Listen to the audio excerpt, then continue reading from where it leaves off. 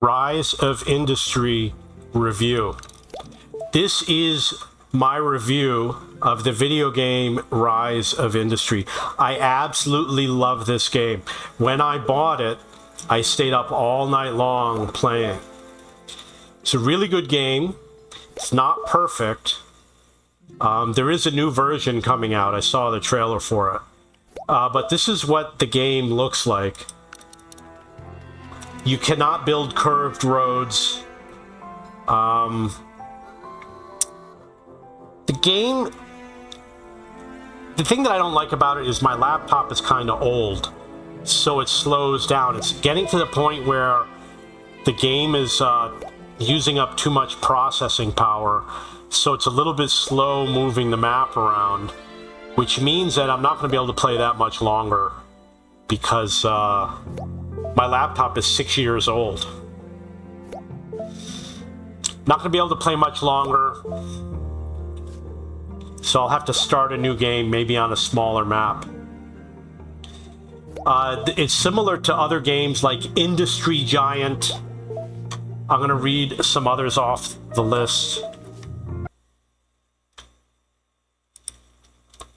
Industry Empire, Industry Manager Future Technologies, Farm Manager. It's like those games. They're transport games. Transport Fever, Train Fever is another one. These are games where you can transport using road, truck, train, airplane, etc. And I would say, of all the games, I loved Industry Giant 2, but it's an old game. And I think it doesn't run on my computer anymore, which is 64-bit Windows 10. They are probably coming out with a new version. There's a game called Transport Fever, which is really good. And they have the second version, which looks really nice, but I have, again, the issue where the map is so big and my computer's a little slow, so I'm getting to the point where it's running noticeably slow. It's a little bit choppy. Those two games I highly, highly recommend. I love Transport Fever. It's a lot of fun. It's more based on trains. I like Rise of Industry. I think it's totally worth the money. Some of the Farm Manager I also like. Again, it becomes a little bit slow after a while. So these other games, which are called Industry Empire and Industry Manager, Future Technologies, don't buy Industry Empire. It's too difficult. You spend all your time scheduling deliveries, and I think you have to keep redoing it. I don't think it's automatic. I don't remember. But Industry Manager Future Technologies is actually a decent game, but not that great. So in terms of Rise of Industry, it's got almost everything you want. I'm going to tell you some things that it doesn't have. It doesn't have different types of soil. So you don't, like if you want to plant a farm, you can plant it anywhere. Number two, I don't think there's a fuel cost. I'm not sure if there is or not. But the price of fuel, as far as I know, actually it does go up and down. But I don't know, because I'm playing the sandbox mode, if you can have problems with fuel efficiency. There's only one type of truck. It's automatic. You don't pick the vehicles.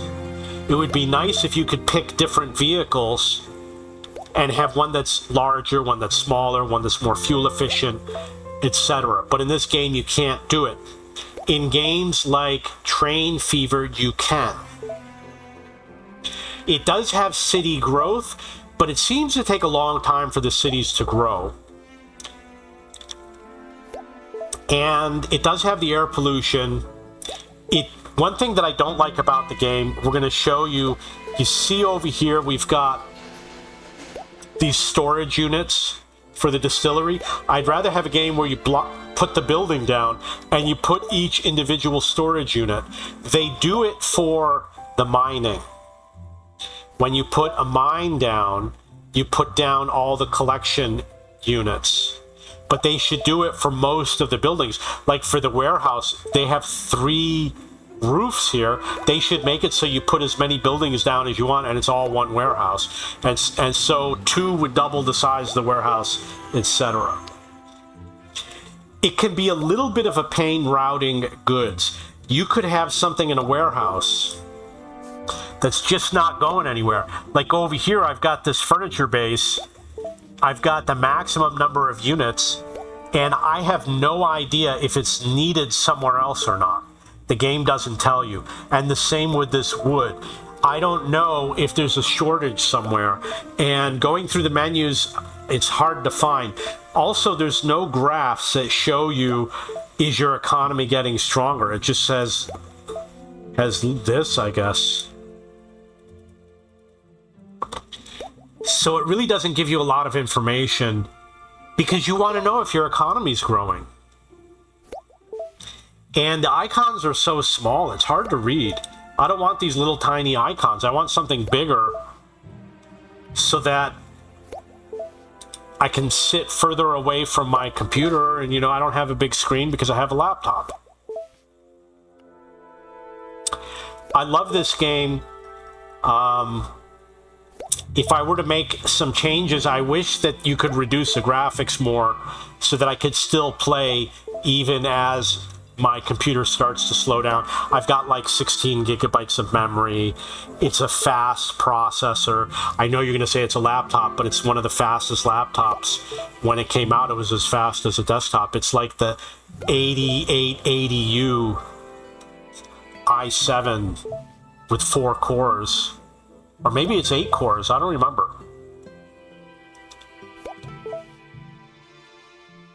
Yeah, it's a good game. I think you'll like it. If you have a choice between this and Train Fever, I highly advise you to consider Train Fever. Because Train Fever, to me, it's just a lot more fun running all the train lines. Okay, in terms of how much you would pay for this game, is it worth $50? Maybe. Is it worth $40? Maybe. For $30, the game works. It really doesn't have any bugs. And you can play for many hours. For beginners, you're going to spend a lot of time playing it. If you're advanced and you build quickly, I think you could still enjoy it. I would say $30 I would definitely spend on this game. I probably spent like $10. I wait until Christmas or New Year's or another holiday and I buy it on discount, sometimes for 70% off. And that was how I got the game. I wishlist it and then I buy it when it's on a discount. Okay, that's my review of the game. We're just going to go across the bottom. You've got a few different road types and a few different types of bridges and tunnels. The warehouse, gathering natural resources. Different types of farms. So an orchard, there might be 5 different types of orchards. There might be 10 different types of crops. The factory might produce 20 different things. Each factory, this factory might produce 10 different types of drinks. This is pollution. The prototype factories, which are the mega factories, only produce 1 product each, as far as I remember. This is a little bit of terraforming, raising and lowering the terrain. The delete, there's an undo, which I don't think has ever worked. It says the game must be paused. And I don't know what layout mode is. Okay, I highly recommend this game. If you have any questions or comments, please post below. Look in my forum at cheapbooks.cc under Rise of Industry for all the tips and tutorials that I've written. And I own cheapbooks.com, which is a website for searching for books and textbooks.